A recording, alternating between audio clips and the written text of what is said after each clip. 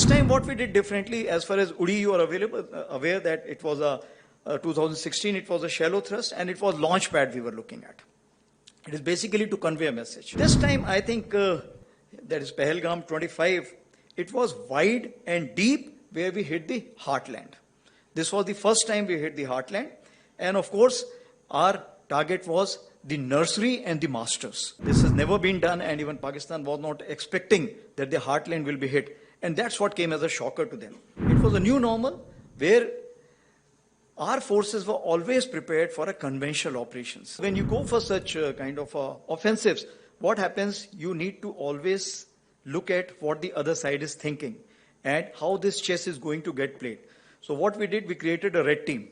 So this time what we did differently, as far as Udi, you are aware that it was a 2016, it was a shallow thrust and it was launch pad we were looking at. It is basically to convey a message. As for Balakot in 2019, we were looking at penetrating through J&K, going across to training camps which are in Pakistan, and again a kind of giving a punishment. But this time I think that is Pahalgam 25, it was wide and deep where we hit the heartland. This was the first time we hit the heartland, and of course our target was the nursery and the masters. And like I told you, and this has never been done, and even Pakistan was not expecting that the heartland will be hit, and that's what came as a shocker to them. But were we prepared for it? Yes, we were prepared for it to absorb the blowback which will come up.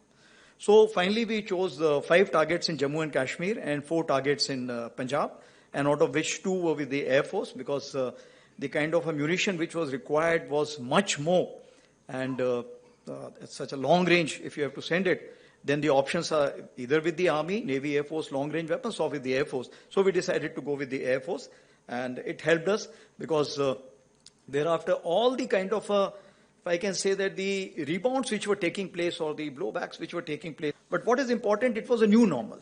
It was a new normal where our forces were always prepared for a conventional operations. So though we were trying last 1 year that what is grey zone and what is multi-domain operations, but people were still not ready for it.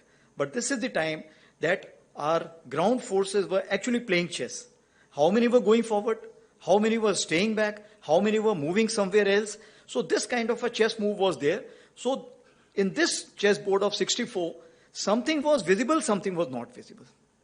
And something which was not visible, maybe other countries may be helping out to kind of make them visible for the adversary. So the force, if you have to kind of look at force orchestration for a military man, it comes in 3 forms. And all these 3 forms you will play a role. Firstly is the force visualization. How he is going to employ his force, how am I going to employ his force, how it will be 2nd day, 3rd day, 4th day, 10th day, 15th day, because you don't know. Because this test match stopped in 4th days.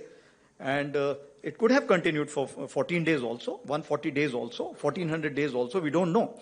So we have to be prepared for those kind of things.